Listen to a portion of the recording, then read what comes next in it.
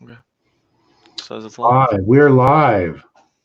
Hello, everybody. Welcome to Sigmar and Son, episode 18. It's been quite a while. So we've been pretty busy. Lots of things have been going on. Mark has New scenery. new scenery, new house, new wife. Just got back from Ireland. Loved it. We probably could do a whole show about Ireland. Yeah, So, people care about that. anyway, yeah, we're trying to get back in the groove, and man, there has been a ton of stuff going on. So I don't know if anybody's going to be able to join the stream tonight or not. Too If busy they giving out are, that Halloween candy. please, yeah, everybody's buzzing on the Halloween candy, and we'll just kind of go, and we'll try and make a better effort at getting the show and into a normal rhythm. I think that one of the problems that we do have still is that Mark is working night shift. In fact, he's going to be leaving in about an hour and a half to head to work. And I obviously work the old day shift, so it's a problem to try and get time together. So, yeah, there's been lots of stuff since the last show. I thought I'd just kind of run down some of it here. And I don't think we're going to talk, obviously not going to talk about it all. That'd be a 24-hour show. It'd be a 24-hour show, right? So there were, I think since we last had the show, there were new Endless Spells. There was Forbidden Power that came out. Cities of Sigmar, Oryx. Did Gloomspite Gits come out since we had a show? Because really the last thing we talked about was the Skaven, right? No, Gloomspite Gits came out. Okay. Cities of Sigmar and Oryx I talked about. The Ossiarch Bone Reapers is coming out this weekend. It was on pre-order. The Ogres. And I guess just kind of going over some news on that and things. I guess I wanted to say that the Adepticon registration for people that want to go to Adepticon, it's the biggest AOS tournament scene in the U.S. And it's at 1 p.m. Central on Sunday, December 8th. And so I guess you can go to Adepticon, and that's when registration starts. Did the hotel already go? The hotel, I believe the hotel already went. And I think okay, and it sold out in like a minute or whatever. Yeah. I'm not sure we're going to Adepticon this year. We've gone to some other things, which we'll talk about. And I think we're kind of the opinion that we may like some of the more casual stuff. But if you're a tournament player and like it, it's really the biggest thing. And I think everybody should go to it once. Don't you, Mark? Yeah, it's fun. It runs a pretty good tournament. So, and they've got a lot of terrain, and I know there's a lot of people that help. So it's a good time. It's just that it can be kind of crushing, I should say, right? Daunting. Yeah, it's a lot daunting. It's a lot going on. So, yeah. Hey, the other thing I wanted to throw a shout out to a friend of ours, Tyler Scrubby and Wells, on Twitter. And so people probably have heard this on some of the other shows or whatever, but he has run into some issues and basically is trying to sell his army, which is all pro painted. He sent it gorgeous. He painted. It's incredible. And he's trying to sell stuff to raise some funds. And I actually talked to him and said, hey, let us start a GoFundMe for you. And he basically said, no GoFundMe. He didn't want that. So what I would encourage you to do, as some people have done, is hey, let me buy a piece of your army. But since I have so much stuff and don't really need that Stormcast guy or Alariel, why don't you hold on to it for me for a while? I'll let you know when I need it, which is basically never. So, yeah. So basically, if you can help a buddy out, well, that's our good deed of the day, if we can do that. So, Yeah, and Tyler's like one of the nicest people I think one I've of come the across. nicest guys. He's somewhat local. He lives about 4 or 5 hours away from us. No, like 2-3 hours. Anyway, so he lives a ways away, but he does come up to St. Louis, which is where we're at for some stuff, and just one of the nicest guys. So it's disheartening to hear that he's having to take a step back and having some issues. So hoping that we can help him out, and that the community has been great. I mean, I've seen lots of people jump in on this. Yeah. This thing. So I guess news-wise, We'll just talk about the latest news. the latest news. I guess there's the Osiark Bone Reapers. They went on pre-order last Saturday. As far as I know, the Feast of Bones, it's basically sold out everywhere. Gone. Just couldn't. I actually couldn't believe it, because I didn't think there'd be that many people interested in buying the set, because I didn't think there'd be that many people wanting both things. They want that tyrant that they'll never be able to get anywhere else, apparently. I guess, yeah, that's the problem. Is they've made the sets with historically heroes, right? That you can only get the set. Well, they said they were gonna like the Arch Revenant and the Bombardier and stuff. They said they were gonna. Yeah, and have you seen them? No. Okay, yeah. That's what. Well, yeah, that's what I'm saying. Right. But I think it's also just good value if you have a buddy that's playing Ogre and you want to play Osiark, or vice versa, or even on Facebook, you can just be like, looking to split. Like, I bought this, looking to get rid of my Ogre half, and you can get rid of your. You can just you just save some money just buying it and then sending away the other stuff. Yeah. So as you guys know, I'm a big Tomb King player and big Death, I guess, player. I've been playing Death for the past year or so. 2 years. 2 years or more. And I was super excited about a construct army, but hashtag not my army. I don't know what I just don't like the look of this army. There's some that look cool. The crawler's cool. The crawler looks really good. My dog is barking. I think it was my dog. Definitely my dog. Okay. Anyways, the crawler looks sweet. I actually think the Mortark guy, the idea of him is cool. If he just had pants on, that'd be neat. Cactus or whatever. So here's my take on it. I think it's the army I want to play, but not the army you want the looks of to put together or spend time with. Yeah, the rules of the army you like.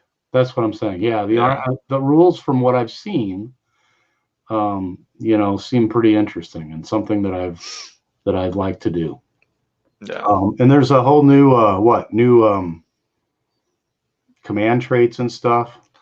Yeah, well, start converting. I guess that's the only way to do it. I can build my Tomb King army as. Yeah, and I really was so disappointed because they basically were leaking that it was Tomb King, right? Yeah, so I think someone leaked started as Tomb King. And then, yeah, it's possible. Well, what's upsetting is if you want to do a tomb, so if you want to convert all your Tomb Kings into, that's kind of like it's kind of like been a labor of love to do all that Tomb King stuff, and then it's like, well, if you'd have to, it would almost be you'd have to buy more Tomb King stuff to convert. You wouldn't want to destroy your all painted stuff. You know what I mean? That'd be kind of that'd be upsetting. I wouldn't want to do that. You could do a lot of counts as, I suppose, right? Yeah, I'm not the biggest fan of that stuff, though. I know, but you can basically go, oh, Cetra on Chariot counts as Cacatros or whatever, I guess. Yeah.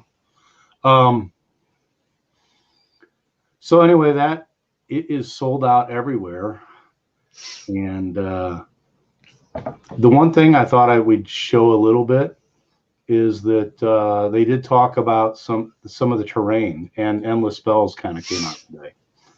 So I'll see if I can pop over to some stuff here where we're looking at Warhammer community. And first of all, this is their terrain piece. Terrain piece. You guys thought the boat was big. Yeah, if you thought the boat was big. Now, if anybody has read Michael Moorcock and the Four Who Were One, here you go. Because basically I have a comic or whatever, but yeah, the Eternal Champion, the four Eternal Champions turn into the one. That's kind of what I think they drew inspiration from.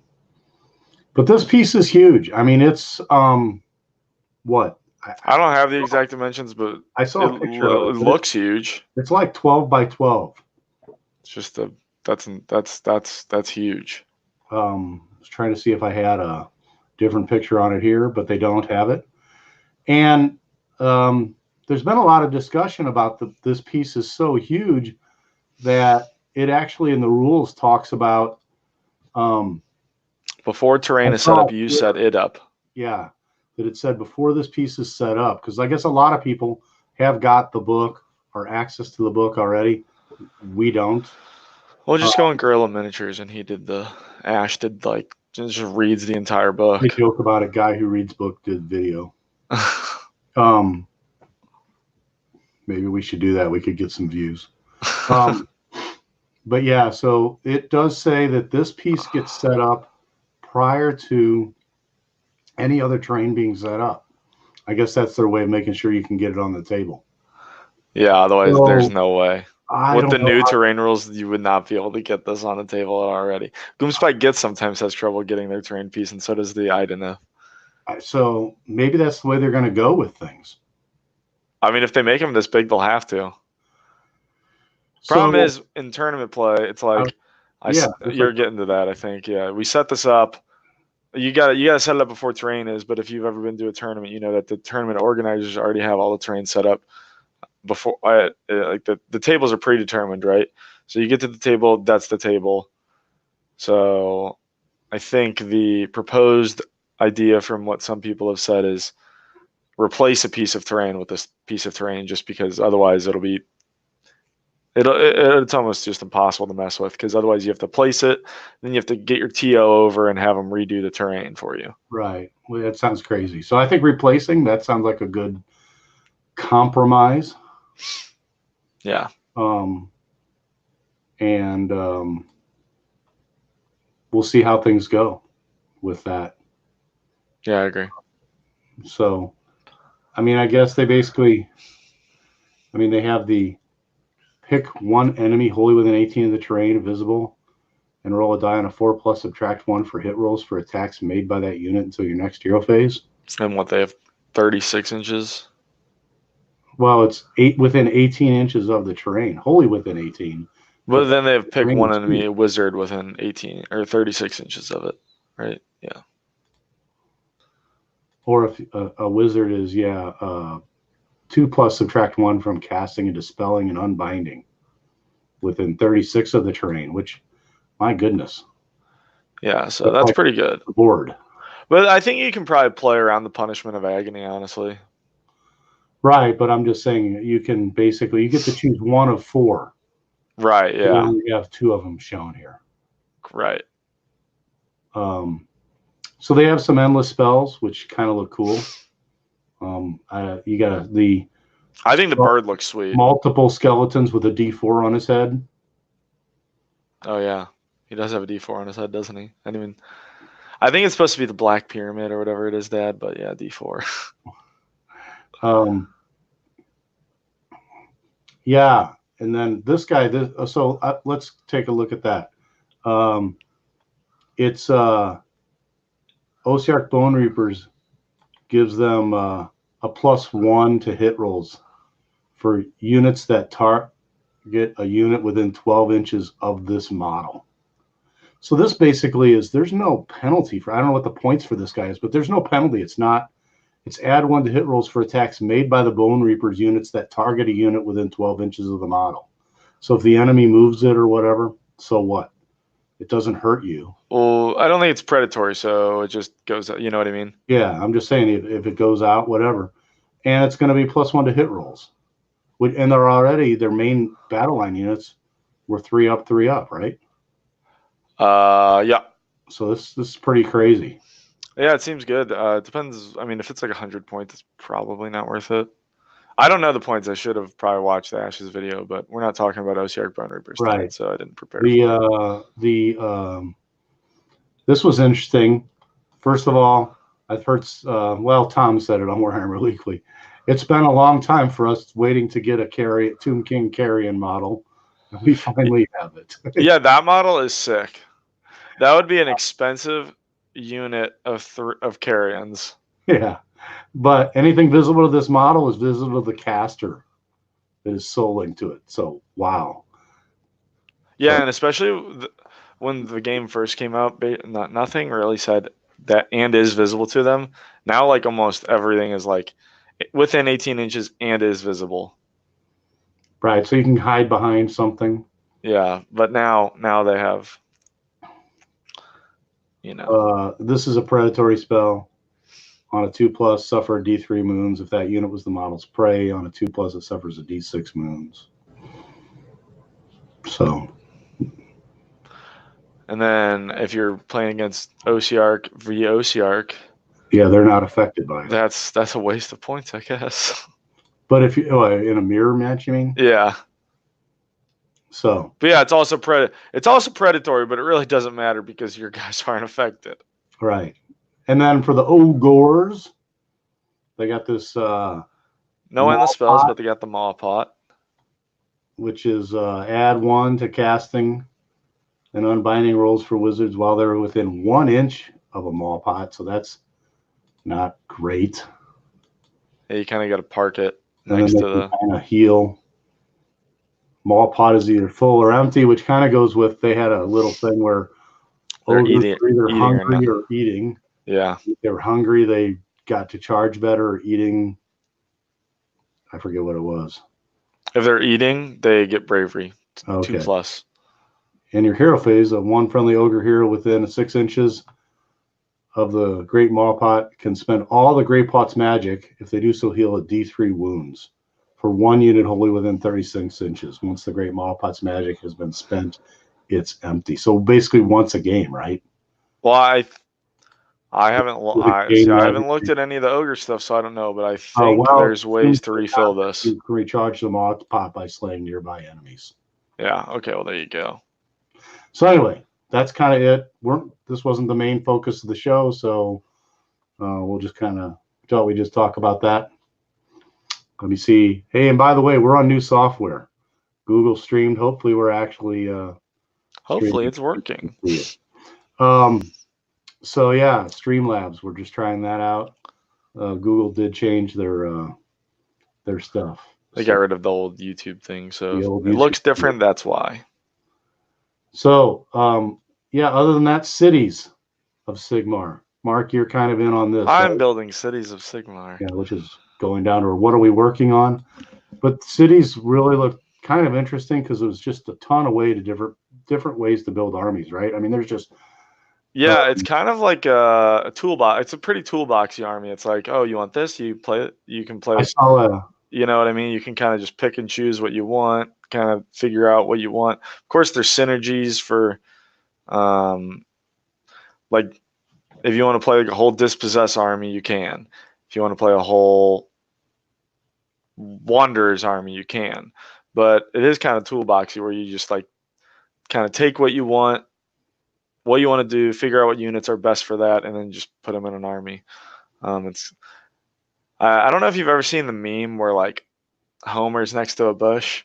No. And like, oh, it's like a meme where so like Homer's next to a bush, and he like says something, then he like goes into the bush and comes out. And there was a meme where it was like Battle Tome Order was Homer, and he like went into the bush and came out, and it was just Cities of Sigmar. I don't know. So that's kind of what the book is. It's like a better version of.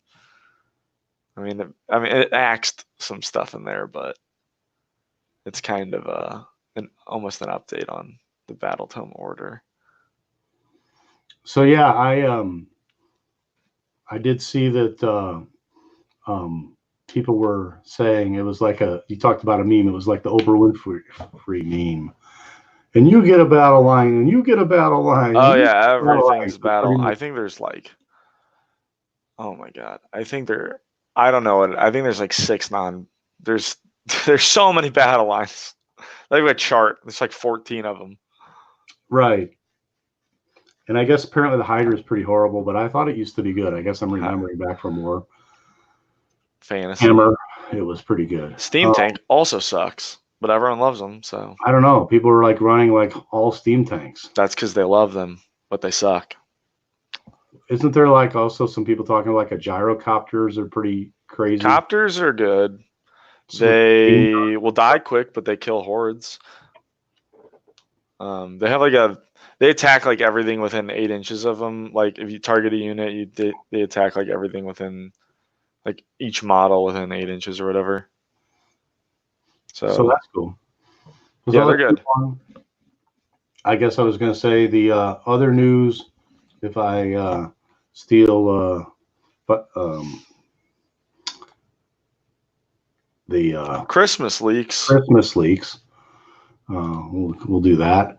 And so there's four new Battle Force Christmas boxes. And last year I didn't jump on or was it the year before? The dinosaur one, Seraphon one. Yeah, that was like the monster good one. Yeah, you should have done it. So looks like the Stormcast Eternal one here. The kitty caters, right? The kitty guys, those are pretty good, right? The kitty evocators are not. Yeah, they're good. I mean, they're decent. I don't know a lot about Stormcast. They're fast, and Stormcast doesn't have a lot of fast units. It's a decent box. I mean, moving on to our topic of the night. Yeah, Nighthaunt. We can talk about that one last. That'll kind of segue. That one last. This box, man, if you're getting into Skaven, just buy 2. You're gonna need that many bells. But you're right though. Yeah, I think the best, I think the best Skaven list plays 2 bells. Yes. But you got 2 anyway, don't you? No. You have a Plague Claw Catapult and you have the bell. They're not the same thing. You have the Plague Claw Catapult and the cannon are the same kit. Oh, so that's and then so that could be. Oh yeah, if you buy this, you have 2 bells and 2 cannons.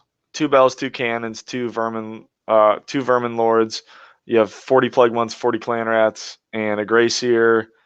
And you'll probably just convert your other Grey Seer. You can just convert your other Grey Seer into a warlock, or an arch warlock, or an engineer. Yeah. So we're buy 2 of those. If you want to play Skaven, that's like a great. I mean, that box is more expensive. That box is $200. I think the rest are $185. I don't know, but I do know that like this is a $90 or $100 model, right? Yeah, but yeah. Mm-hmm. Yeah. If you want to play Skaven, just buy 2. It's a good. Well, let's just say we're making some assumptions. We're assuming that you're going to get, like, when you buy this, you're going to get enough bits to make other ones. Is that true? No, not at all. No, they all share the same body. So okay. you get the head. But if you buy 2 boxes, you'll have 2 vermin lords, 2 bells, 2 cannons, 40 monks, 40 rats. You could always convert one to get to be like a warp seer or whatever. Yeah. But yeah, I mean, it's a lot of stuff, and it's well worth the value. It's a great box, is what I'm trying to say. And finally, there's the Gloom Spite Gits box with the new. This is kind of like every new updated model. All the you get Fanatics, which I guess are good. You get these, and some of the Boing Bounders, I think they're called. 2 boxes of those, and the Mangler. Big Mangler. I don't know. I think it's a good box if you want to play Gloomspite Gits. I guess these are more for if you love the army, you get it. Like, I don't know. I think Grotz, I think, is more of the popular, or the better way to play Gloomspite. So if you want to be the tournament player, I think maybe this is not the greatest box, but I mean, it's good value in terms of. I always thought they were cool models. Oh yeah, I think they're awesome looking. So, and these Troggoths are awesome looking, but apparently they're not a very good point value right now, I think, from what people are saying. So, shout out to, I guess, as we see here, this is Bell of Lost Souls. And, that's what the stuff had. Oh, we didn't go through the Nighthaunt one. Oh, I'm sorry. Back to the Nighthaunt one. The Nighthaunt one is kind of weird because it's literally just like, here's one of everything and Kurdross. So if you, yeah, the like I think you mentioned earlier before the show that if you didn't have Kurdross in here, this would definitely be one of those that you'd want to buy two of. Yeah, If you were because you building don't. your I home. don't know. Maybe you buy two and you just sell your both Kurdrosses because it kind of sucks. Maybe, I don't know. So, but yeah, you got what? You got 5 Cav. So you've got 10 Chainrest, 10 Dreadside Harridans, 10 Revenants, 10 Reapers, and Kurdross. Is that right? Yeah. You got the Bladegeist Revenants, Bladegeist Revenants, Dreadside Harridans, Dreadside Harridans, Chain Rasps, and the Grimghast Reapers, and so then if you you were have building the. a Nighthaunt army, It's 20 not. Chain It's Rasps, not a bad. 20 Grimghasts are pretty good. And It's not a lot of bad thing people to are start using with. these the Cav since the points came down. That's There your. it goes. So yeah, this and I think if you're looking at Legend, some of the Legion of Greece stuff and or the one battalion, these guys are pretty good too. The Shriek. Is that what the Shriek host? We'll get to it. Yeah, the Shrieker host. Okay. So I'm gonna turn off my screen. Yeah, I think that other view. But I think I think the Nighthaunt box and I think all the boxes are good. I mean, I think obviously the Skaven one is the best, but yeah, the 200 is what they're saying those are, and that's probably 200. Yeah, I like the Nighthaunt one if it didn't have Kurdross, like I said. But I think it's a good buy still. If you want to start playing Nighthaunt, I think it's a great place to start. Yeah, and I guess I don't know that if that also means that the Nighthaunt starter set, though. I mean, I don't know. Well, it's a good thing to add on to, like. You're probably right. It's a good thing to add on if you were going to add on to the if you had the starter set. Soul Wars thing. Soul Wars, yeah. Yeah, it's a good thing to add on to. So, just trying to move along. We did go to Adepticon, but it's been a long time since that. So the things that we did was we went to Midwest Meltdown, and that was really fun. Yeah, that's been that's probably been my favorite tournament. Yeah, and one thing that was really cool there was they did the beast. They made up a war scroll, the Beast of Meltdown, right? And basically you had it's just a war scroll from. Yeah, they made up one, right? That basically. Oh, sure. 3 attacks or whatever. So, and they basically, as a requirement, every person had to bring an extra monster. And there were some pretty crazy monsters. So there was like, somebody made one of like the Teodomus as a giant.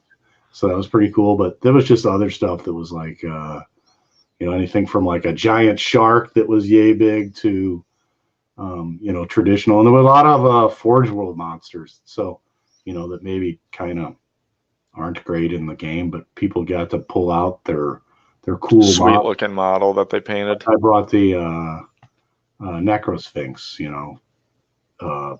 as a model, which I had never used. So that was kind of interesting and pretty cool. We were able to sneak into NashCon. They gave us a last minute. We were able to get into that. And my comment about NashCon is, oh my God, the scenery, right? Yeah, Dave has some kick-ass scenery. Dave had scenery, and I'll tell you what, there was one thing that I loved in that tournament that I'm hoping everybody other tournaments start to do. They bought these little pieces of acrylic. Acrylic pieces that had all the terrain, including the new stuff from the new General's Handbook. And they had each piece of terrain on the table marked ahead of time. So it's probably literally saved 10 minutes of rolling and figuring out what piece of terrain was what and what is that and looking and all that kind of stuff. So I thought that was really good. That was good. I would love that if other tournaments start that. Yeah. And so I guess at both of those, I played Legions of Sacrament, which is a lot of Nighthaunt in mine. And you played Zinch. You played the Zinch. Phantasmagoria Fatelist. Yeah. So. Which is just Zangors. Yeah, Zangors. But you did get that Gray Shaman and that endless spell that's pretty. Yeah, it's like Beast of Chaos, but you just run it as Zinch because the dice are better than what Beast of Chaos have to offer. Some people think that you have the terrain piece makes that better, but I like that dice pool. Yeah. Yeah, when I went to, I believe it was NashCon, I faced a couple of the people playing the Zinch Change Host, though, and that was pretty annoying. Yeah. Especially with I refuse to play that because I'm not a fast enough player, and that is the problem. And I'm not a good enough player to play it right, so I'm not going to do that to my opponents. Sit there and waste 2.5 hours of me. Yeah. It's a headache it's a list you have to be good with. It's a lot to do. There's a lot happening. There's a lot of weird interactions. And I just won't do that. I don't hate horde armies. Sometimes I just don't want to deal with moving hundreds of models. Unfortunately, I like horde armies, I guess. I don't know. The thing I did also was Siege World, and we've done some local things. In fact, we did something last week that was kind of goofy. Local tournament, local shop here has something, and about once a month they have a tournament. They had a little team tournament that was 1250 points each. Yep. And we played that. Mark tried some Nighthaunt. I pulled out the Tomb Kings because why not? I could travel with them. I don't have them magnetized or anything. And we ran into the Oryx that had the first round we went against the Draktooth, I think that's what they're called. Yeah, the guys who are like, you get no after saves or ethereal. And you get no ethereal and you get no after saves. Yeah, it was really kind of, I think the after saves are the bigger thing. And especially, I should say, the ethereal kind of just kicks us in the nuts, but the after saves is important. It gets rid of Disgusting Resilient. It gets rid of all Feel No Pain. So it gets rid of Disgusting Resilient. It gets rid of the Phoenix Guard, 4-up Feel No Pain. It gets rid of the 6-up Death. It gets rid of the Rat 5-up, whatever it's called. It gets rid of the War Paint from the if they're going against other if they're going against other orcs. It gets rid of that's the more important Fire Slayers. It's just stuff. I think that's just an example of a really horrible rule to add the ethereal part onto there, especially since I don't know if their idea was like we're going to try and tone down the ethereal amulet, but apparently it doesn't even work on the ethereal amulet because the ethereal amulet does not give you ethereal. It gives you text that says what ethereal says. What ethereal does. And so apparently when you have the ethereal element, you're really not ethereal, and therefore you're really not affected by that. Yeah, it just seems, I don't know why they made it like that, because it's like it feels bad if you go up against that army. You're just like, well, yeah, it's really I have this ethereal tax on all my units, and neat. Right. I actually don't think it affects it that much. They don't have that much. They don't have They don't have a lot of Ren, maybe. Yeah, I don't know. It was just kind of like it's more the after save is the more important thing. Yeah, that's definitely the way we go. So anyway, 30 minutes in the show. Oh my gosh. What army were you currently working on, or what are you currently working on? You said you're working. I'm working on Cities of Sigmar. I'm building, surprise, surprise, Phoenix Guard because they're really good. So I mean, I don't know what to say about them. They're really yeah, good. they're really, really good. I'm working on some terrain. I got some I'm working on. I'm calling it the realm of beasts terrain. So we got like an elephant thing here that I don't have any shading on, but I just got something like that. I got a dragon skeleton. Those are all 3D printed. And they're all 3D printed, yeah. So I bought a 3D printer the other day. I haven't set it up, but it's a resin 3D printer, and my plan is to, besides printing minis for D&D, I really hate the look of the dispossessed that they have, the Iron Drakes, Iron Breakers, and Hammers, because they're all like clad in way too much armor. Like most of them don't have like the bare heads, like with the beard and everything. They have like, they're very KO-ish looking, with like metal clad everywhere. And I think I'm just gonna print dwarves. GW will not be happy with you. Well, yeah, make cooler looking dwarves. I don't know what to say to you. Print heads and put bits on them and make see, Fire Slayers are, well, that's what I was gonna do. I was gonna print different heads. Fire Slayers are also ugly because I don't want naked dwarves. And they all look the same. It's almost impossible to tell your army. I want just normal dwarves. Which the army we're looking at, I think, suffers a little bit of that. So as I mentioned, I was playing Legions of Nagash, and I play a lot of Nighthaunts in there. And I think part of it could be my bases and stuff, but in the paint scheme, I basically have this paint scheme of the same on every one, and I think that's part of the problem. But they do look a lot alike. So, but hey, let's start digging into the Nighthaunt. I know these guys have not really taken off, performed well in tournaments and stuff, but I think a lot of people have the starter sets, so take a look. Also, it's Halloween, so spooky ghosts. Spooky ghosts on Halloween. Yeah, we really thought that would fit in. So, yeah, just to start, let's take a look at their allegiance abilities. And I think that the first one here, it's called From the Underworlds They Come. This is probably one of the biggest ones. I thought this was the reason that Nighthaunt, when I first started, I was going to look at Nighthaunt as running Nighthaunt, pure Nighthaunt instead of Legions and Nagash. And this was the reason. It's because this, you can take a unit, and during setup, you can set up one unit in the underworlds for each unit you set up on the battlefield. And then in your movement phase, basically, you can pop up one or more of those units more than 9 inches from enemy models. And they have to come up by the 4th battle round.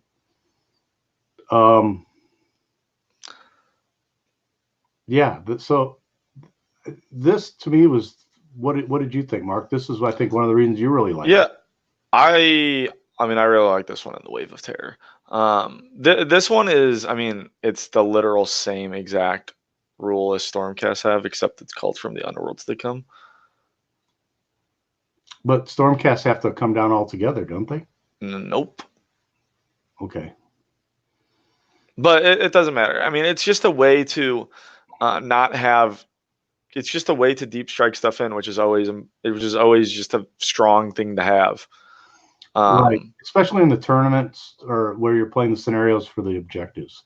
And it's not like, okay, so some stuff have deep strike. You can deep strike it on the board edge. This is just deep strike it anywhere, which is pretty strong. Like if well, I don't think this will happen in a tournament, but say it does. If someone just randomly is like, well, I just don't have anything set up on that. Objective, you're just like, okay, I'll deep strike this in on the objective. And there was like times where in the doubles tournament we played, like people would move things forward, and you would just like deep strike in like a unit of chain houses, like just to block off a charge. Right. Like a small unit of something, you can just do that to block off a charge. Yeah. So the other command, the second allegiance ability, and this they get all these allegiance abilities. So the second allegiance ability is it's a command point, and it's a spectral summons. And again, I think this is really good. And I think that these two things are going to make up, well, a lot of these are going to make up what you're going to see. But you can use a command ability at the start of your movement phase. If you do so, pick a friendly Nighthaunt unit on the battlefield, remove the unit from the battlefield, and set it up wholly within 12 inches of your general and more than 9 inches from enemy models, and that counts as their movement. So you can basically pop units all the way across the board. And we saw this in we were playing that game, and what was it? It was like kind of the mini Star Strike one. So turn one, we didn't know where the objective. Right. Yeah. And of course, turn two, the objectives came in all the way on the other side of the board. Yep. And you were able to use the command ability to pull units that were over on the totally on the other side of the board over to the. Yeah. So I stacked it in a way. Basically, I was like, okay, I'm gonna have like more units over here, and I'm gonna have my general on this side. What? Can't see your hands. Oh, I'm gonna have. Sorry. Anyways, I had my units stacked on the left. I had more units stacked on the left side, and I had my general on the right side. And I was like, okay, if it drops in the middle, I can just converge on in the middle. If it drops on the left side, I have more units over here. And if it drops on the right side, I can just spectral summon a unit of 30 Grimgas Reapers over. Right. And then finally, the third thing, and this kind of combos with those guys popping up, right, is the Wave of Terror. Yeah. Mm-hmm. And this is if you make an unmodified charge roll of 10 up for a friendly Nighthaunt unit, you can fight immediately. So this gives you activation wars stuff. It's going to fight during the charge phase. Yeah, so before combat even begins. Before combat begins. I kind of wish it started I wish it made it so you could fight first in the combat thing because of the command abilities that you have access to with the Knight of Shrouds, but it's still really good. Oh yeah, I'm seeing. But then you get to fight. I mean, you get to fight like legitimately before everyone else. Where like if you were against like say Idenith and that thing happened, it would just be you would take turns because of the whole fight first thing. Right. So, but I guess this really encourages you to bring the cogs.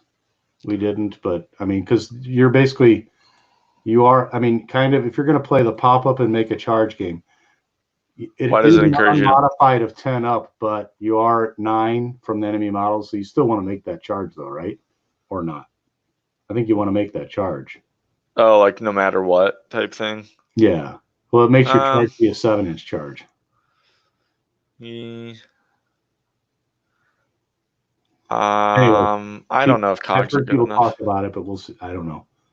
So anyway, but yeah, basically it is a 10 up, an unmodified 10 up on the charge. You get to fight first, but if a 9-inch charge you make it, you're making it in there. A 10, I think we figured what was it, 18% chance or something? Yep. So it should happen, which is 18%. I think is legitimately a 1 in 6 chance, right? Yeah. 1 in 6. Yeah. So I don't know. I think if I was playing this, I would tend to maybe run more MSU to try and get this to trigger more often than one big unit. The only thing I don't like with MSU is that it's like if your stuff just gets like all spread out.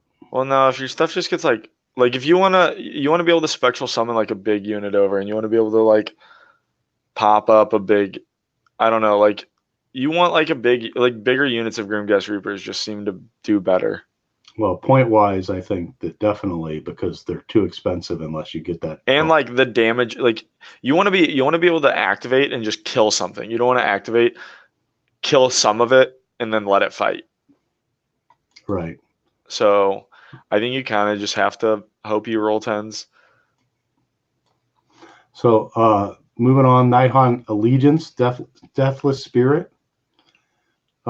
This is your death save, right? So they call it Deathless Spirit. Roll at 6. Now this is different than other death because you have to be a model. You have to be a Nighthaunt model from a unit wholly within 12 of your general, or a friendly Nighthaunt hero. Hero. Isn't that the same? Or is it 12 and 6 with other stuff? It's 12 and 6 with other stuff. Oh, okay. Or just 6. It's actually just 6 on generic death. Okay. So it's a little better. Um, And then on a 6+ wound or mortal wound is negated. Yeah, so 6 up, mortal wound negated. We'll talk more about that later because you have the Aura of Dread, Allegiance ability. Right. Subtract 1 of the bravery characteristic while they're within 6 inches of any friendly Nighthaunt units. It's not that great. I mean, it's fine. If you're doing some great bravery bomb thing. Well, if you're doing bravery bomb, you should probably just be in Legion of Grief. Well, I'm just saying, well, yeah, but okay. It's a neat little thing, but it's not going to make or break a. And it's then not going to kill an enemy army. The final one is just almost never going to happen. You'll forget about it. Each time an enemy unit fails a battle shock test, pick one friendly Nighthaunt hero within 6 inches of that enemy unit and heal 1 wound that has been allocated to the hero. Yeah, that's going to come up sometimes, but not too much, just because a lot of your heroes are pretty weak. The ones that you're going to end up playing, like you're not playing the big, you're not playing like the big heroes a lot of the time, I find. Right. All right. Do you want to move? Do you want to talk about artifacts and weapons and relics and stuff, or do you want to just talk more about units? Well, yeah, let's talk a little bit about artifacts. Okay. I have the book here, but here we go. You just want to go through and like pick a couple artifacts that stand out to us in each of the things. I was just gonna, well, I guess ask, yeah, artifacts, because I don't. As far as weapons, there was really nothing that jumped out at me, because basically, if an unmodified attack roll is a 6, yeah, it's a D3 mortal wounds, which you might as well take the blade of Sword of Japan or whatever.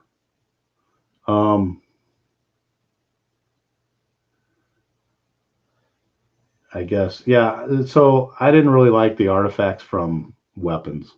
Yeah, I don't like. The only weapons I like, the only weapon I like is the Shrieking Blade. All right. Okay. So it's just the crappy Grit Feather Charm. Subtract 1 from hit rolls for attacks made with melee weapons that target the bearer. Yeah, but your Grit Feather is -1 for all attacks, right? That's why I said it's a crappy Grit Feather Charm. Right. So, and to be honest, if you already took your Grit Feather Charm, I guess you can take if you wanted that, or if you're yeah.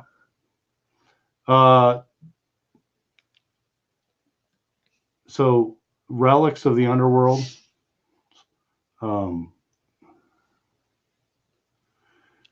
Basically, what is the relic I like? It can give you a 5-up save. Basically, you're going to put it on a hero, so your hero's going to get a 5-up instead of a 6-up.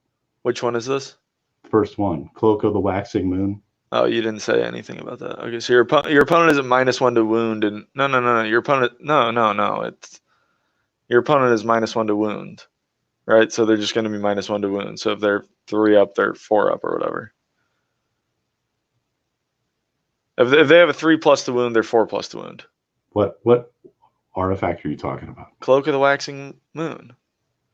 The Deathless Spirit's battle trait negates wounds inflicted by the melee weapons that are allocated to the bearer on a 5-up instead of a 6-up. I guess I'm reading the wrong thing. Sorry, I'm using 1d4 chance, so it's probably the wrong thing. Well, what is your favorite relic of the underworld?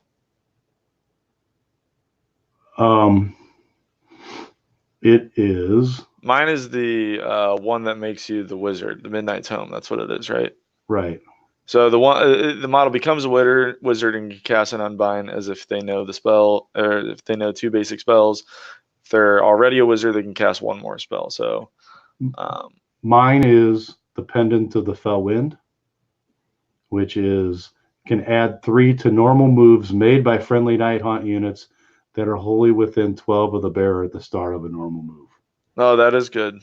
That is good. And your Chain Rasp move 6. 5 or 6. Yeah, here Yeah. I've got it right here. Now they're going to go from 6 to 9. So yeah, you're right. They move 6. um, Yeah, that is good. I like that. right.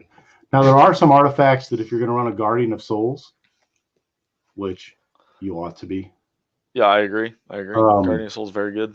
And I got a little salty about the one with the. Yeah, but that one is not as good. But I don't think it's actually. Yeah, well, it stops the charge thing, but again, you're right. I don't think it's as good. The regular one is just when you're running a lot of Nighthaunt, it is just so much better because you're getting the +1 to the wound rolls. Yep. But there is one there that and this highlights. So basically, there's a one where they can once per battle you can re-roll failed hits for attacks made by friendly Nighthaunt units with it wholly within 12. Yeah, once per battle, right? Battle, I don't care for that. One that you can basically add 1 to your casting rolls. I kind of like that. But I think that's probably the generic artifacts. But the one that I think you may want to look at is the beacon. And so basically, the Guardian of Souls has a spectral lure spell, which if it casts heals D6 D6 wounds. So so now if you cast that, you can heal D6 plus 3. D6 plus 3. It is a cast value 7 though, so you have to take that into account. How many times is the beacon going to go off, or how many times are you going to get whatever off? Yeah, and plus 3. So there's that's probably and well, we'll talk when we get to the Guardian. But my take on Nighthaunt's problem is that they just don't regen models like you think they should. Yeah, they're not. They don't do that. That's not their thing. So I think that what we can take away from the, or at least what I think about the artifacts is that you're probably better off with a malign sorcery artifact. Yeah, unless you're using Pendant of Fellwind, in my opinion. Pendant of Fellwind is very good. Yeah, I think especially if you're trying a very mobile, doing the big teleport thing. If you're gonna take a general that's mounted, for example, and he's going to move and you're going to have a lot of cavalry, that those hex rates are really going to move. Yeah, they're quick. They're going to be quick. Spell lore. The one we were talking about is Spectral Tether.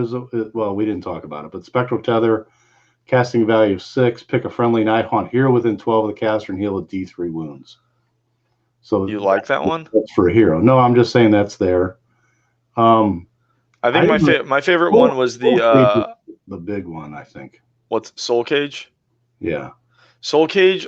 So my 2 favorite ones are Soul Cage and next is Shade Mist. So we'll go over these. Soul Cage has a casting value of 6. If you are successful, you pick an enemy unit within 12 inches of the caster that is visible to it. Until the start of your next hero phase, that unit cannot attack in the combat phase so they fight last. In addition, they can't retreat. And that actually, their can't retreat is actually very important. You can win games off of that. There are times where you're like, I'm going to retreat. I'm going to claim this objective. Game's over. If you can make something not retreat, that can be huge. The second thing I like is Shade Mist, casting value of 6. If you pick a Nighthaunt within 12 inches of the caster. Until the start of your next hero phase, you can subtract 1 from all wound rolls made for attacks targeting this unit. So that's more likely. You're going to have. It's just within. It's not holy. What? It's not holy. It's just within 12. It is holy within 12. Isn't it holy within 12? I think it's still good. Especially, you can give it to because your Guardian of Souls. Your Guardian of Souls is already going to be holy within 12 of the people, right. Hopefully. Right. I really like Soul Cage. I think Shade Mist is good. I'm just laughing about Spirit Drain here as I'm looking. It's like casting value of 4, and so you roll a D6 and it's 18 inch on an enemy model. So it's a single model. Pick an enemy model within 18 of the caster. Roll a number of dice equal to the wounds characteristic. For each 6-up, that model's unit suffers 1 mortal wound. It's pretty good. It's probably pretty good against Krakatoa. Yeah, I was going to say, I was just laughing because it's like, okay, whatever the guy is from the OCR Bone Reaper's got 20 wounds. Yeah, so you're going to get, on average, four-ish. Yeah. 4. Well, it's pretty good, though. It's a lot better. For a casting value 4 mortal wounds is not bad. Right. That's pretty good, right? So that was the rate is good there. But yeah, I definitely think that Shade Mist and Soul Cage are kind of just your like 2 go-tos, and if you have others, that's fine. But I really do think that the Shade Mist and Soul Cage are going to be your best bets.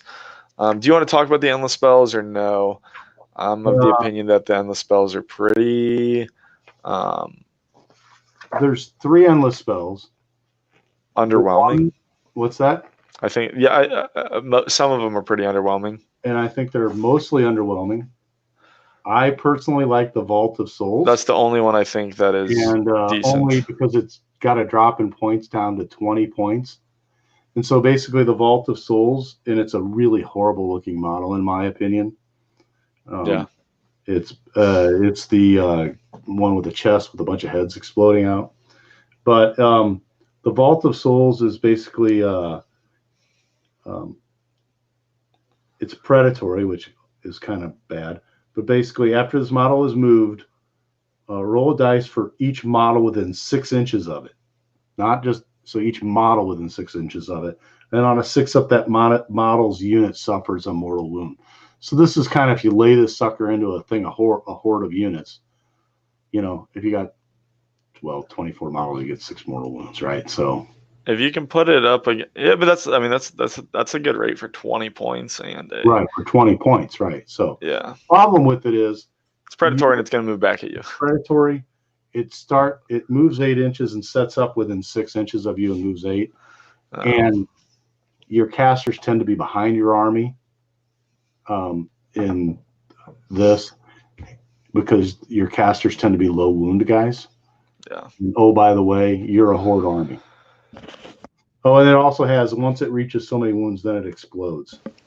20 wounds. I don't know if that's going to happen. Suffer a D6 mortal wounds. Yeah. So, but I think that one's okay. The Shyish Reaper. If you're 20 points down, throw it in there. Right. I think it's better than the it's probably better than the Triumph. Reaper and whatever I think is, and the Mortalis Terminus is not good. It's it doesn't. The Mortalis Terminus doesn't return dead models; it just heals, so it's not good. Right. Yep. So, we're kind of running short on time or whatever. While we haven't got into the focus of what, but hey, let's start with your favorite model in. I'm joking. So, the Mortarch of Grief herself, Lady Oleander. She's a trap, don't play her. It's a trap, don't play her. The good is she's got 2 spells, right? Yeah, she has 2 spells. Yep. And her spells aren't bad. And her spells are good. It's just that she's like 220 points and she dies. 200, I think. But she also has a command ability that return 1 slain model to each friendly summonable Nighthaunt unit within 12 inches of her, essentially. Yeah, that's a joke. Yeah, I mean, so like when you basically legions of Nagash, they have 4 gravestones, each of which is going to generate a D3, and each leader is going to have, well, for example, Arcan has 3 or 4 units he can pick within 18 inches of them and do a D3 or a D6 models back. So the regen on this army just not so good. She does have a ranged attack, which is lifting the veil, but it's basically rolling against bravery. Bravery, right? Yeah, it's not even like it's at the start of your shooting phase. Oh no, that you're looking at lifting the veil. Okay, so at the start of your hero phase, you pick an enemy unit within 12 inches of that model and visible. On a 1, nothing happens. 2+, they suffer a number of mortal wounds equal to what you rolled. So if you rolled a 4, they suffer 4 mortal wounds, which is not bad. In addition, if any models are slain by the ability, immediately deal D3 wounds to her. Yeah, which I don't think is that good, because if Lady O gets into combat, I think she's going to die. She's a 7-wound model. Right, but she is ethereal. Ethereal with a 4-up save, like, it's not that great. The big strength of the army is everything is ethereal, right? So that we should just talk about that. And what is ethereal? Basically, you're going to ignore any rend. Yeah, so but you can't get buffed, and you also don't benefit from cover or anything like that. You're standing in totally on terrain, you don't get cover. Right. Because your save rule cannot be modified. Correct. So somewhat okay, I think, but the big thing to me is her 6-inch move is just way too for this army. She is slow. She is she's a good unit. I think she's just too many points for what she is right now, I think. Right. She's an awesome looking model. I mean, don't get me wrong, she's a sweet looking model. Right. But I think she's too many points for what she is right now. Right. She is average in combat. She doesn't have a good shooting attack at all. Right. Now I've tried the next model we're going to talk about, Kurdros. Excuse me. He was in Kurdros is probably another one of those traps, honestly. Right. He was in that set. The only reason you'd consider taking him is that he has the I can steal your command point at the start of your turn. Mm-hmm. And so every turn when your opponent gets a command point, only the one they get at the start of the turn, not every command point. With so many command points getting generated by other armies, if it was every time they got a command point, you could steal it, I think it would be very good. It'd be very good. But this is just only at the start of the turn. So basically once per game, right? On a 3 turns is once. And 3 turns, on average, you're going to get one. Once on one command point. Once and a half a game, 1.5 a game, maybe. I mean, I don't know if it's enough to make it be the reason. That's the only reason I think you'd take this guy. 5 attacks at 3/3 with -2 rend, D3 damage. I mean, that seems pretty good, but it just, the few times I played him, he just didn't. Well, and again, he's just going to get into combat and get exploded. Right. Well, he's ethereal, but he's got a 4-up save. So, but he's not going to go take a vampire lord on zombie dragon. Velazada, yeah. So, I mean, maybe if he's your general. So, but yeah, he because he does get to reroll failed hits against the enemy general. Oh. So, I don't know, but I just think he's okay, but I think the reason you take him is for that command point stealing thing, and probably as crazy as it sounds, that terrain piece that's 100 points that generates command points. It came out in Soul, not yeah, I know what you're talking about. The Penumbral Engine or whatever it is. Engine or whatever. Yeah. In Forbidden Power, it's probably better off. You're probably better off spending your points on that at 100 points than him at 200 and whatever, 200 that he's at. Yeah. Sad but true. Yeah, and he's a named character and can't take artifacts, and that's really Lady O's problem too. Yeah, the named 100%. Character penalty. Yeah. So, Reichnor Grimhaler. I've heard a lot of people using him. I don't have one, so we haven't really played it. But basically, he can. He's got a Reaper thing. He's got a 4-inch move, 14-inch move. Yeah. So he's basically like a Grimghast Reaper with 4 attacks, 4 up to hit, 3 up to wound. So and they get to reroll against if he's attacking a large number of a unit with more than 5 models, right? Yep. The big thing is he can pick another model within 12 inches and kill that. Basically, make that model suffer a mortal wound. And it says if the mortal wound was suffered by an enemy model. No. He gets to add one to his casting, but he can also say, "I'm going to take the mortal wound." and add 3 to his casting. And add 3 to his casting. But you know, it's really awkward. I'm pretty sure that he has a death save, and it says if the mortal wound was suffered by the model. Yeah, So if you just like, you're just like, I'll suffer mortal wound so I can get +3 to my casting, and then and then it doesn't go off. So it's really kind of goofy. It's really awkward, like you said. And he only casts 1 spell. Yeah, and so, I don't think it's that great of a spell. Yeah. So you do the spell is Wraith Storm, casting value of 7. You're likely to get it off if you have +3 to cast. Pick an enemy unit within 12 inches. It's extremely short range. That's like I find a lot of the spells that Nighthaunt have are also 12 inches range. Short for where their generals tend to be. Yeah, I think 18 inches is generally where you want to be at with casting spells. If it's shorter than 18 and it's not a buff spell, it's probably not that great unless it just murders thing. Like it's just a murder machine thing. But what it does is it does a D3 mortal wounds if anything is slain. It does another D3, and then it stops there. So if against 1 wound models, it's guaranteed to do 2 D3 mortal wounds. Against 2 wound models, it on average will still do 2 D3 mortal wounds, but has the ability only to do 1 D3. Yeah.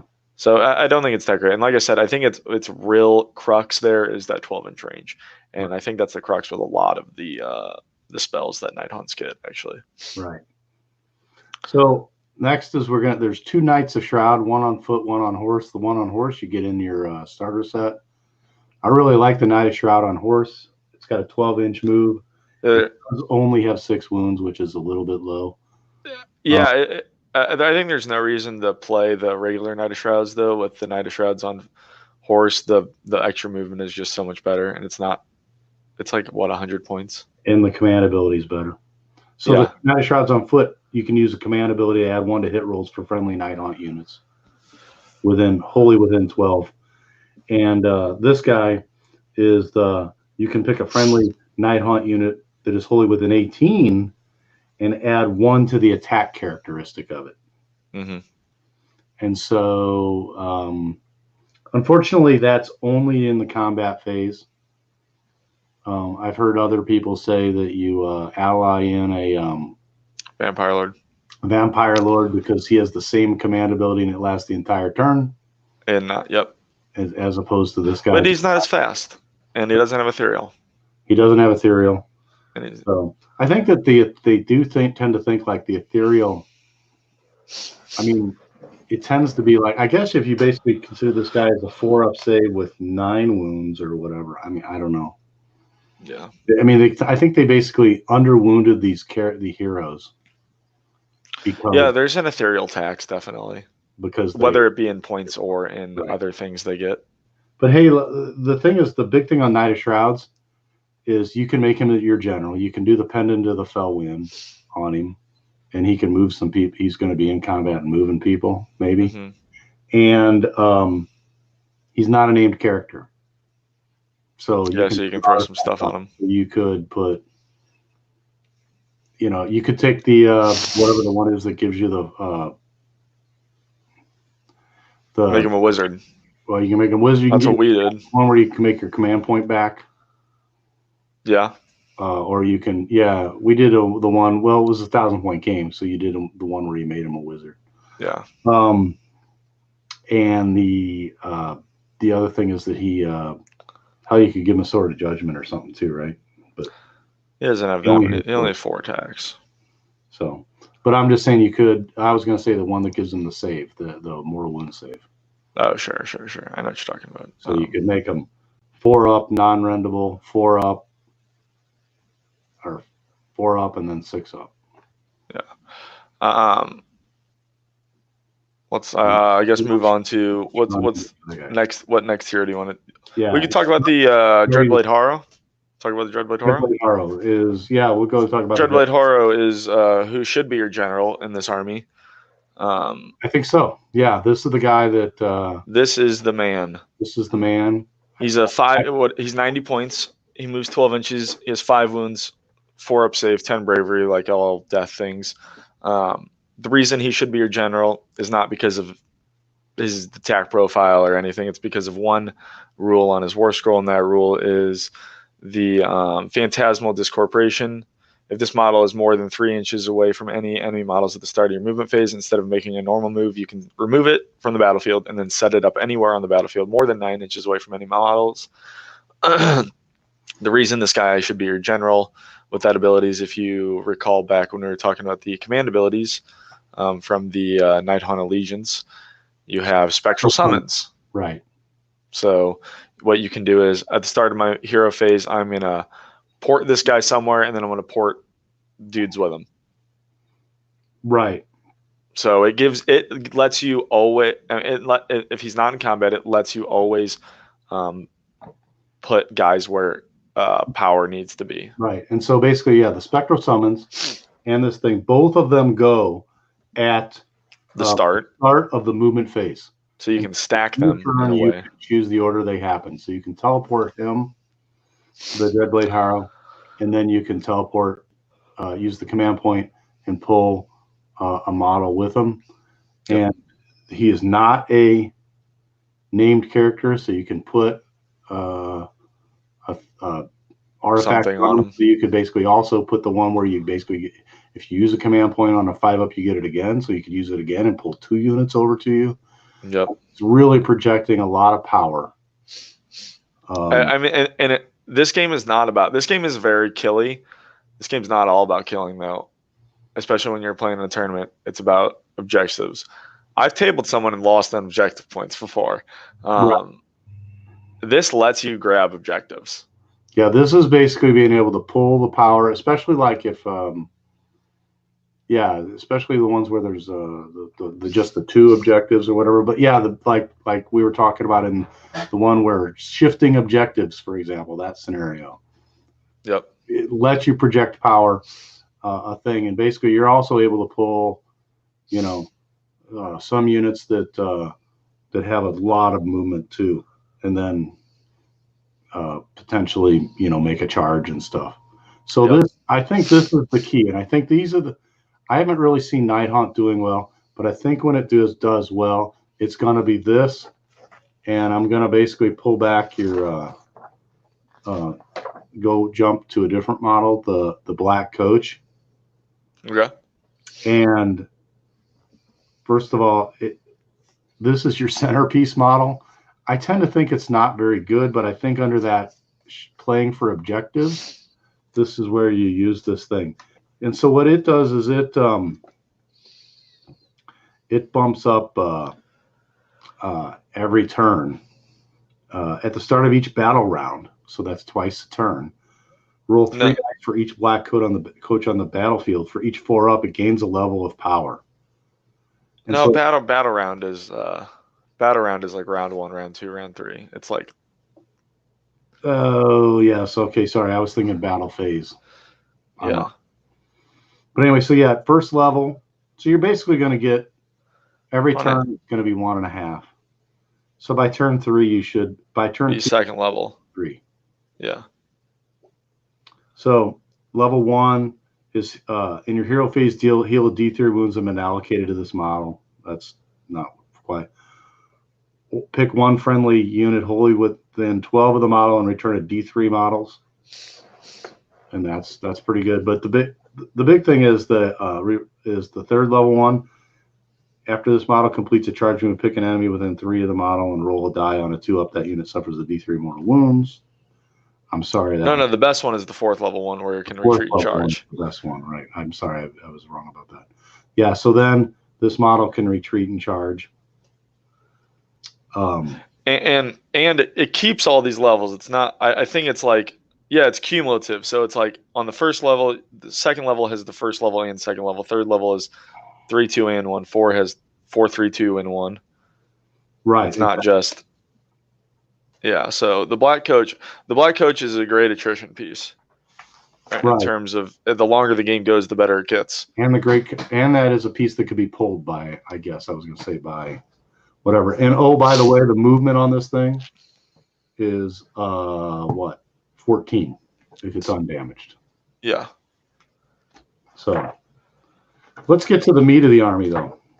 the non-hero. Well, can we talk about the Guardian of Souls. Guardian of Souls? Guardian here. We already talked about the spell. The spell lets you regrow D6 things. The key thing about the Guardian of Souls is that So the key thing about that is it's a spell. well, it gets shut down. It's not that great. The good thing about the Guardian of Souls is that it gives add 1 to all wound rolls for things wholly within 12, and that is a reason to play it. If you can get like Bladegeist Revenants or Grimgeist Reapers, like a block of 30 of them, and with that thing wholly within 12, you're just like you're gonna murder. You're just gonna murder everything. Right, and so I basically, I've run this guy in my Legions and a Gash list, and to be honest, I've pushed him in with a unit of Chain Rasps, and Chain Rasps do real well with this. But the big thing is to add 1 to wound, and essentially it makes it almost auto wound. 1 fails. So the Spirit Torment and the Chain Gas, I really don't like them, although I sometimes think maybe I should. The Spirit Torment has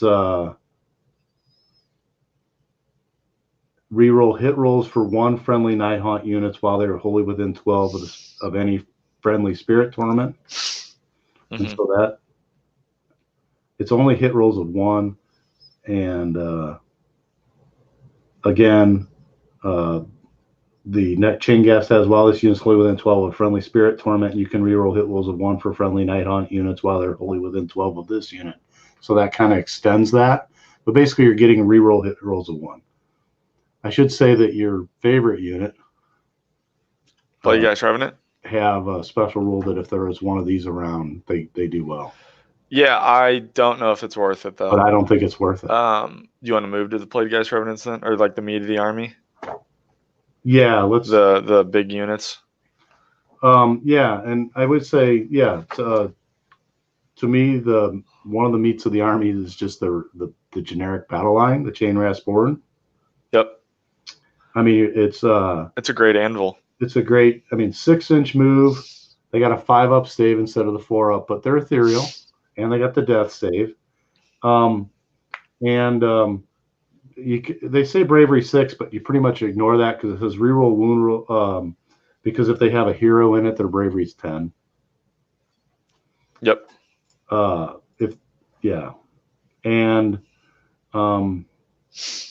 reroll wound rolls of 1 for this unit while it has more than 10 models. Yep. And so this is where the combo comes in with the Guardian of Souls. So essentially it's 4-up, 4-up to hit. So with the Guardian of Souls, it becomes 4-up, 3-up, reroll wounds. And then if you, what is it? You can, what's the one where you add 1 to hit the thing? It's not this one. There's a spell that you get where you basically targeted somebody, where you add 1 to the wound rolls or whatever. One of your spells lets you. Yep. Sorry. Doesn't matter. Anyways, it doesn't matter. But yeah, these guys are a really good anvil, and they just are very good about. They're very good at just getting smashed in the face. Yeah. Now I actually think, and some people may disagree with me, and these are battle line for all of death. I kind of think, and they're 80 points per 10. I kind of think that they're the best battle line death has. I know people that and the doggies. Yeah, because the direwolves move faster, but they're 70 points. They're still just 10 wounds, and they got a 5-up save that's not ethereal, and they don't fly. These guys fly.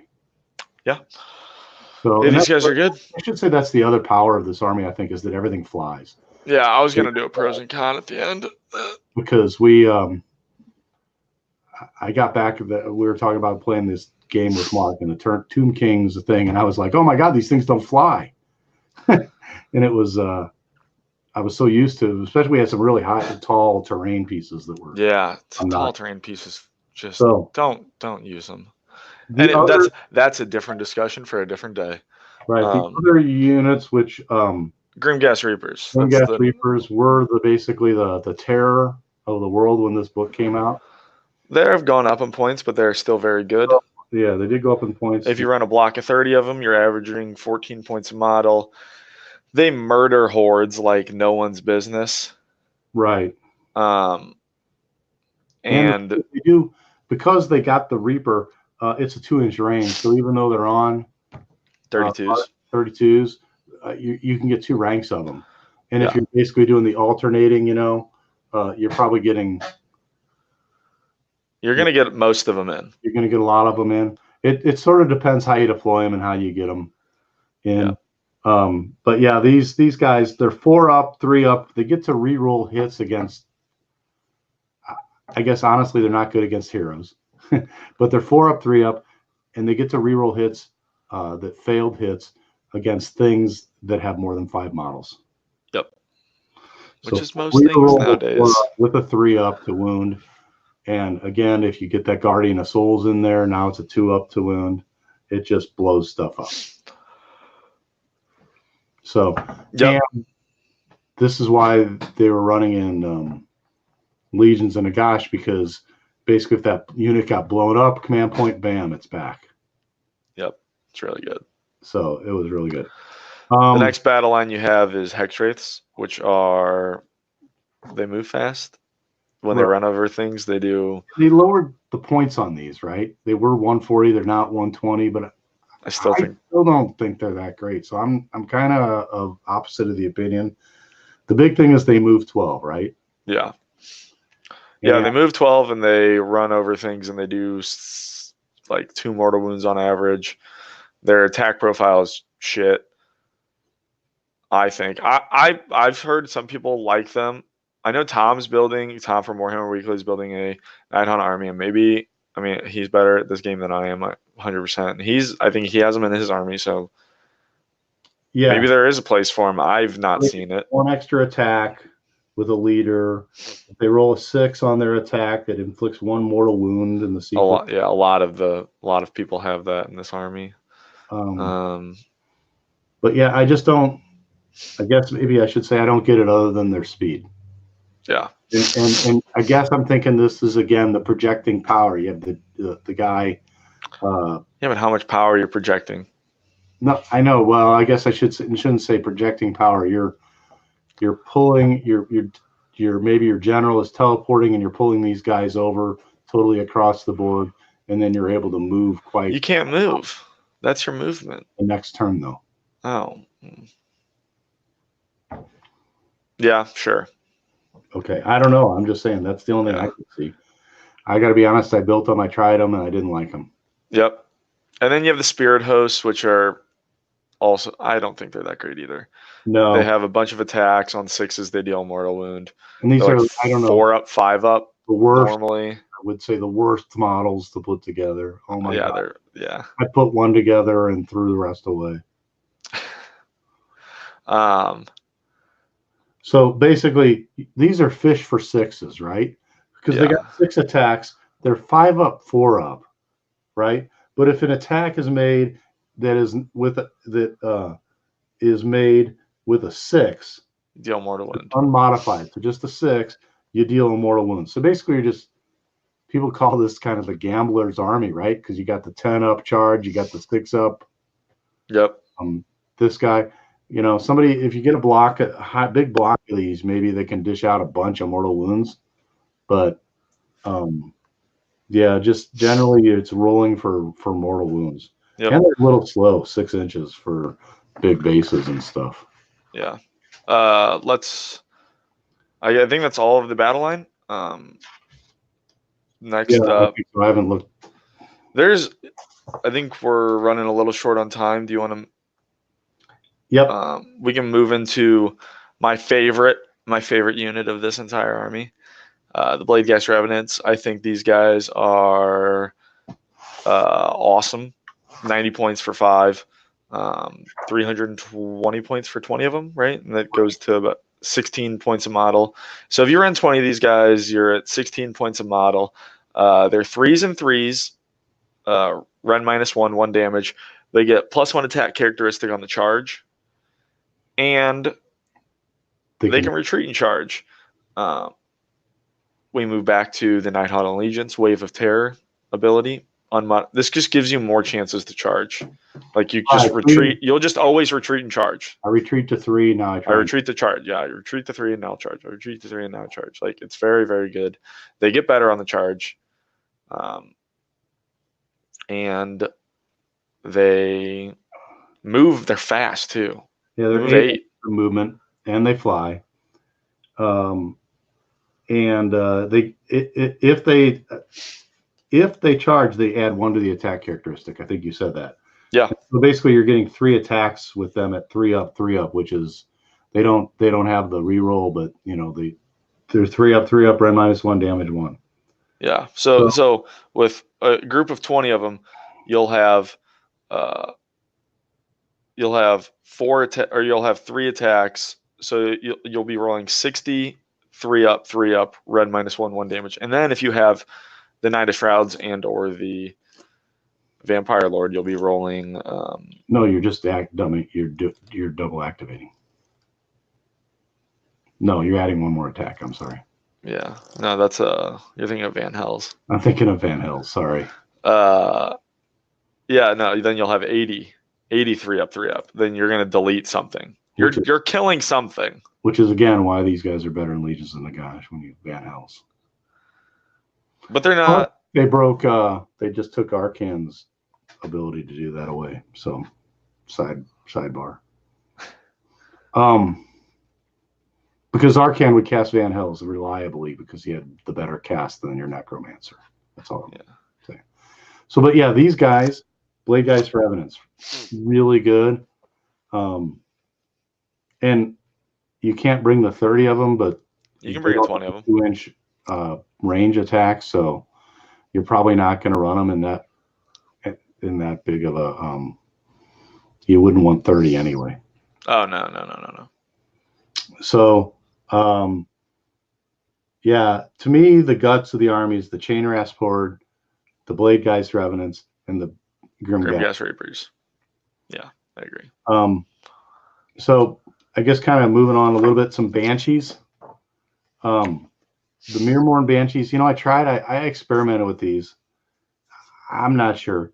I think maybe in Legions they're okay, but problem is if you dispel an endless spell with them, they can just die. Right. Well, they're a wound apiece. Yeah. And you can do a D3 to yourself. Right. But here's the trick in Nighthaunt it's kind of but in Legions maybe you're by a graveyard and you can regen those models. Right.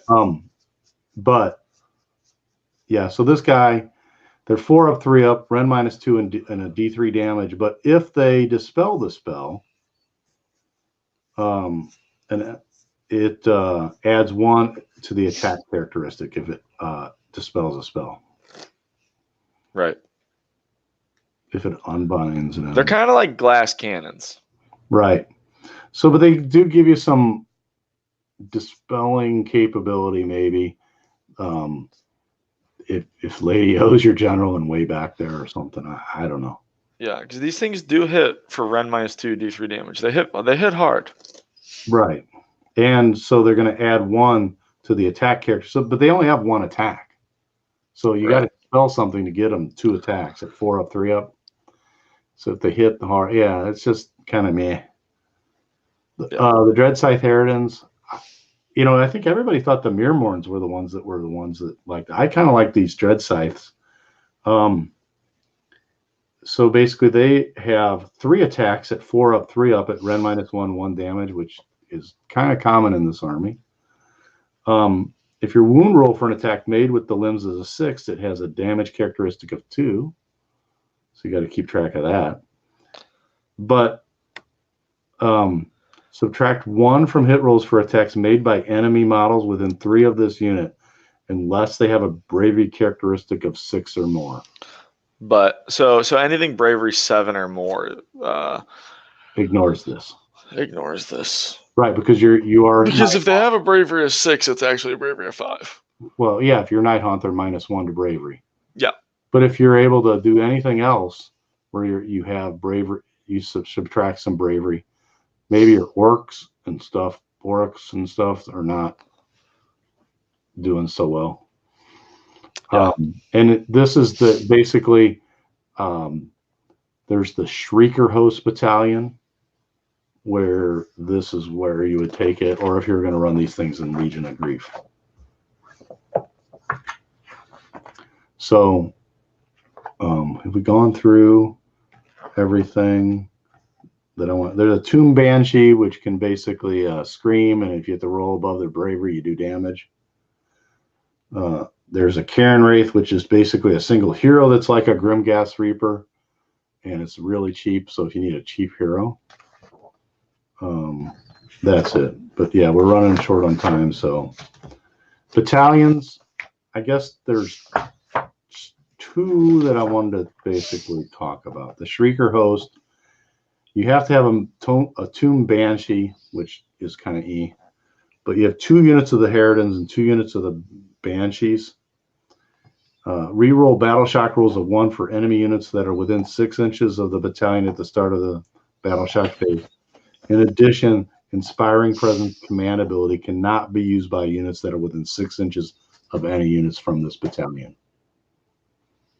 So if you get like Lady O out there with her and she's got -1 bravery, and you get stack up a couple -1 braveries, you can't use that command point to save your Yeah, and that can be detrimental to things like Storm Fiends or Idenith Morsar Guard, like things with bravery 6 that like have multiple wounds. That like if you have a 5 wound model running away, that sucks.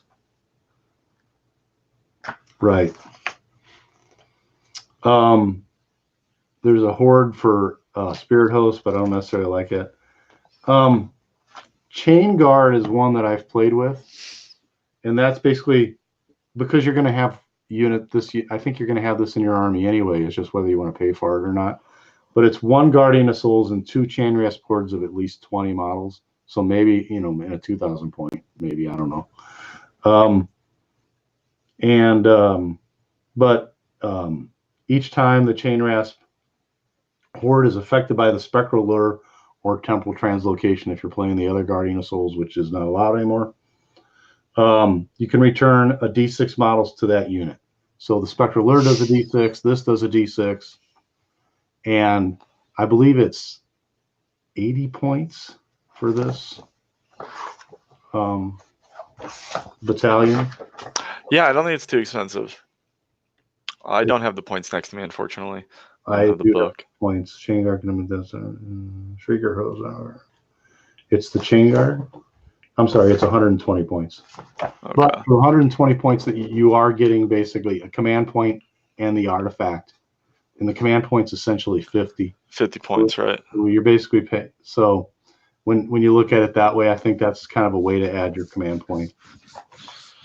A 2d6 plus 3 ain't nothing to scoff about either when it comes to getting models back. If you have the guy, the Nighthaunt, if you're all in on the Guardian of Souls with the artifact,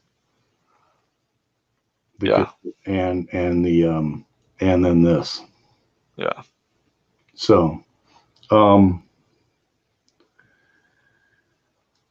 I think the other one that people talk about, and this is where they're basically running the Death Rider Battalion, and this is where they're running their your other guys, your cavalry, your Hex Wraiths. Yeah, you might be right. Death Rider. So this guy basically, it's got 1 to 2 Dreadblade Harrows, which is really a weird model because it comes with they're heroes, but they're not. There come 2 of them in a box or something. But yeah, so 1 to 2 of those, 2 units of Hex Race, and 1 Black Coach. And basically, this guy, it adds 1 to charge rolls for units from this battalion. In addition, if you make an unmodified charge roll of 9 for this battalion, it immediately fights. So that raises your chance instead of 10. So that raises your chance from, and it's not 18%, it's 16.7. I just looked it up. Okay. That raises your chances from 16.7 to 27.8. So almost a third of the time you'll be getting it. A little 5% less than a third. Yeah, so it says that this battalion is part of a Nighthaunt army. Its ability replaces the Wave of Terror. And so it goes, yeah, so you add 1 to the charge roll. And so also if you pop up from the underworld, you're at 9 inches, you're getting an add 1 to the charge roll. So you're going to make that charge on an 8. And 9, you're going to get to fight twice. And so I think that's where, that's probably the one that most people are taking. But only your Hex Wraiths, Black Coach, and Dreadblade Horrors are the ones that are getting that. You want things like your Grimghast Reapers and Bladegeist Revenants to be getting that. Yeah. You know? No, I'm just saying the people that are taking the Hex Wraiths, there's been a lot of talk about Hex Wraiths dropped in points. They're going to be the thing that's going to be the surprise. I think this is the piece that's going to make it. If you put them in this, the Dread Scythe's going to pull somebody over. They're going to teleport. You're going to make a charge on an 8. If you the thing about the Hex Wraiths though is they're kind of sticky. Like they probably can just keep people in combat for a bit. Right, but you also can teleport them out of combat. Yeah. With that command ability. Yeah. So, yeah, I guess positives and negatives of the army. You want me to run through some pros and cons list? Yep. All right. So pro number 1, you have Ethereal. Right. Army-wide Ethereal. Screw your end. Yeah, and a lot of people are basically paying for that Ren. So. Yep, and then you have army-wide Deathless Save. That's kind of a death thing. But it's nice to have. You know, there's going to be some times where a 6-up will save your guy. You'll throw that in as a con. I'll throw it. Well, just as a con, let me make a point. You gotta have your general. It's any hero in this one. Any hero, right? You gotta have your. I said general. I meant hero. So you're setting yourself up for these 10-inch charges. You make that charge, you're super excited until you realize you ran out of your Deathless Save. That is a thing. Yeah. So, or you put your hero up close, hoping that they make that charge, and then the hero's hanging out there in the wind when they don't. Yeah, but it's free, so. But I tended to run these guys where like the Guardian of Souls or whatever is just smack in the middle of all the guys. Just butt up behind the unit of Chain Ras or Chain Gas. Yep. Army-wide Fly. Army-wide Fly. So good. I don't think, nothing in this army doesn't fly. You know what really sucks against this army? Nighthaunt. Or not Nighthaunt. Deepkin. Yeah, I don't know why I said Nighthaunt.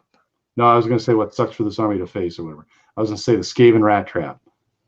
I was also thinking Deepkin, the prayer that you can't fly. Oh, okay, yeah. The prayer you can't fly, the spell that you can't fly. Yeah. Not good. But army-wide fly, that's just good. Like, I'm going to fly over all these stupid terrain pieces. I'm going to fly over all your models. I'm going to do, yeah. Yeah, and even like and that's the other thing the cavalry guys do, that they can basically fly over the enemy model. And they have enough move that they can basically just kind of move through essentially that enemy model horde and do damage or whatever. But again, it's only 1 in 6 for every model. Yep.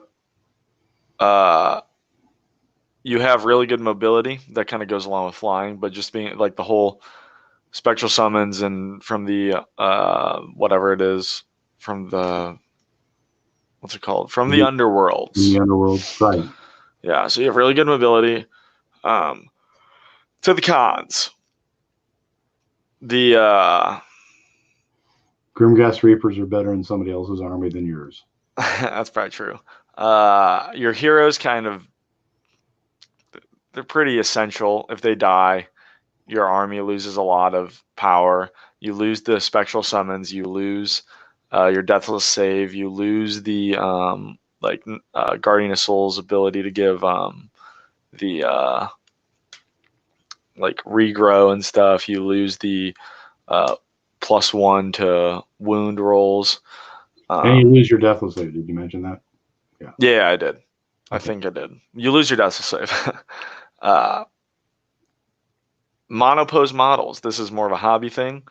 If you are a converter, I'm not. I have no problem with monopose models. Give me those monopose models. But there's and stuff. There's a lot of variation. It's not every Grimghast Reaper or whatever is the same pose. Sure. Okay. There's some monopose models, and some people get annoyed with that. You have I think there is an ethereal tax. So a pro, you have ethereal. Con, your units probably cost more because of that. And then my last con is that you better be sacrificing some Stormcast models to Nagash before your games, hoping for them 10s. Yeah, the Gambler 10. Hey, I'll throw out another con. Spindly bits. No. Yeah, that is true. We were playing like the Grimghast Reapers just like hang on to each other and crap. It's really awful. Annoying. It's one of the more annoying things. The Grimghasts are just horrible.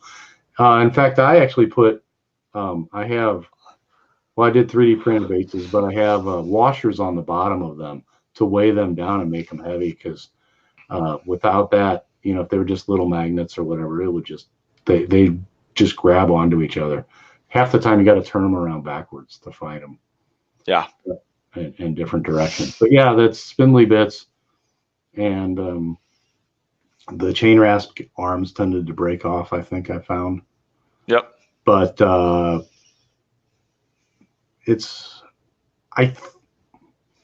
one of these days we can go into how they work in Legions and Nagash, but I tend to think they're better there. But I really do like the look of them and stuff. So and I think they bring a lot to the table with the fly and the ethereal. Yeah, I think there's a way. I think if you are a good player and you play the whole spectral summoning bit well, the army can do well. If you just pop your guys up and try and charge at everything, you'll probably fail. Yeah, I tend to screw that up because I get like brain fog and decide I got to go charge and fight, and I don't think that's the army can do. This is more of probably a take objectives, retreating and stuff army than it is I'm just get in the middle and smash army. And right. Even your Grimghasts are gonna get chopped up. I mean, they can kill something, but yeah, they can kill, but yeah. So that's Nighthaunt. We didn't go through everything. We did go for an hour and 42 minutes, which is too long. Yeah. So, we will try and put out, at least on my Twitter feed, the Dice Must Flow is my Twitter feed. Mark, I don't think has one yet. He's too cool for Twitter. He's avoiding the Flame Wars. And we're just going to try and, I don't know, minimally do one a month of these. Try and that'd be nice. A show, a time that we can. It'd be nice if we can get a time everybody can count on it being done. So, Mark, do you have any final thoughts on these guys? On the spooky ghosts? Nope, I have no thoughts. I think I said all my thoughts. I don't know. What else did I miss? Did I miss anything? Do though, right? That's really easy to paint. You got an airbrush, you're set. Right. That's kind of what I did with them. Do some fades. Yeah, just kind of fade in those colors. I'll do just a little shout out to Dave at Garage Hammer. He's been doing these, and he's got kind of a purple cloaks on them, and they look pretty cool. So a little bit different coloring. So I think that's it for me. We've been going for an hour and 45, so we'll end it here. Mark, do you have anything to say? I think I'm good. I think I'm good. I was looking through my stuff, and I think I'm good. Yeah, we went through our little notes about what we're going to talk about. Okay, well, everybody, you can please comment at the bottom in here, like, subscribe, hit the bell, all that good stuff. But I should really say that at the beginning. And we'll try and get back online soon. All That's it right. for now. Thanks. See you later.